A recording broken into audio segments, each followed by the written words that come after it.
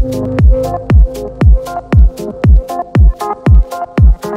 I'm Young. Today I have a very nice... No, I don't.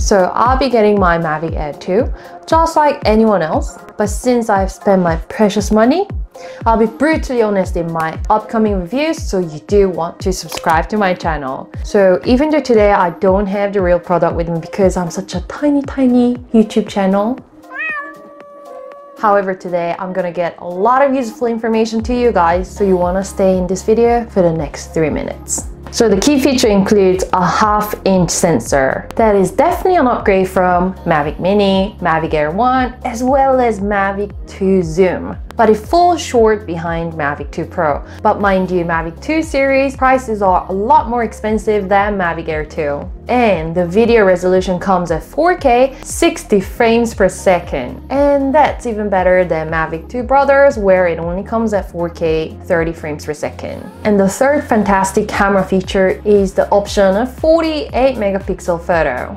And size-wise, which I think is really important because drone, you want to take it when you travel. It is much bigger than Mavic Mini, and Mavic Mini is under 250 grams, which in many countries, including the US, you don't have to register. And next is what really got me excited. Mavic Air 2 comes with 8K hyperlapse. That 8K hyperlapse is actually at much higher resolution than what even Mavic 2 Pro can do.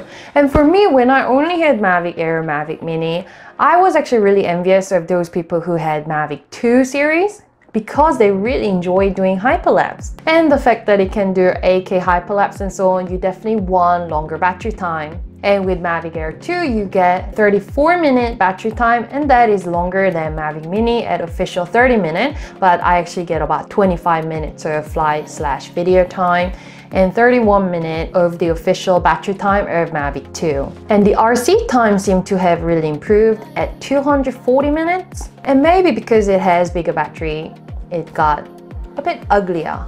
Obstacle avoidance seemed to have improved from Mavic Air 1 because it comes also with Active Track 3.0. However, you must note that Mavic Air 2 still does not have top sensor, side sensors, so you have to be really careful when you sort of go sideways. But for safer flights, what I think is more important than even obstacle avoidance is really solid video transmission. And Mavic Air 2 got OcuSync 2.0. Yay! Well, it says the transmission range is up to 10 kilometers. I'm definitely not gonna fly anything to 10 kilometers. But having the solid transmission, it will make flying so much easier, so much safer, so much more calming.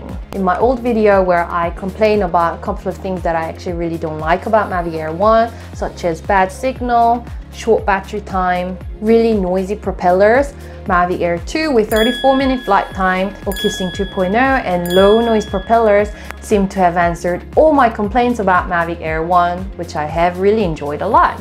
So if you're unsure whether to get Mavic Air 2 or not, then I suggest you guys to wait for me until I come back with my own brutally honest review about Mavic Air 2, because I'm gonna spend my own money, so I'm gonna be critically analyzing the device. And with all my reviews, I will be sharing the original files for you guys to review. So don't forget to subscribe to my channel, like this video, and see you!